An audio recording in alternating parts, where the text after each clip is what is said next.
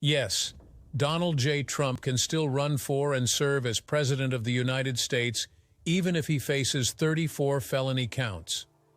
The U.S. Constitution does not disqualify someone from running for or holding the office of the president due to criminal charges or convictions. The qualifications for becoming president, as outlined in Article 2, Section 1 of the Constitution, require a person to be a natural-born citizen of the United States, at least 35 years old, and a resident within the United States for at least 14 years. Historically, there have been instances where individuals facing criminal charges have run for and held public office.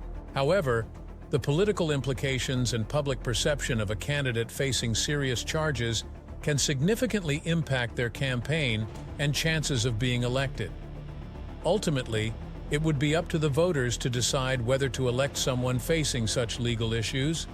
Let's make sure Donald Trump does not win. Your vote matters. Donald Trump winning would be like going back in time for people of color.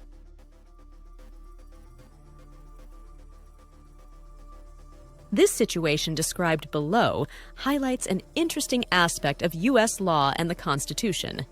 Here are the key points that explain the difference. Constitutional requirements for presidency.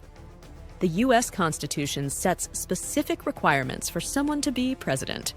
They must be a natural-born citizen, at least 35 years old, and a resident of the United States for at least 14 years.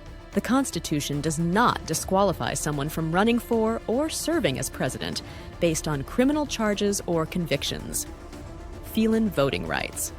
Voting rights in the United States are determined by individual states, and many states have laws that restrict the voting rights of individuals with felony convictions.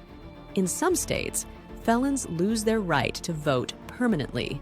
In others, they may regain the right after serving their sentence, parole, or probation. The disparity arises because voting regulations are state-specific, whereas the qualifications to run for federal office, like the presidency, are outlined by the Constitution and are uniform across all states. Historical precedent. There is historical precedent for individuals running for and holding public office despite facing criminal charges or having been convicted of crimes. For example, Eugene F. Debs ran for president in 1920 while imprisoned for his opposition to World War I. Political and public perception.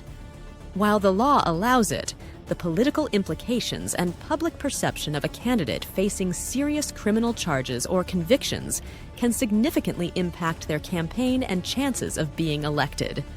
Voters ultimately decide whether to support such a candidate. In summary, the constitutional requirements for running for president do not include disqualifications based on criminal records, which contrasts with the state-level regulations that restrict voting rights for felons.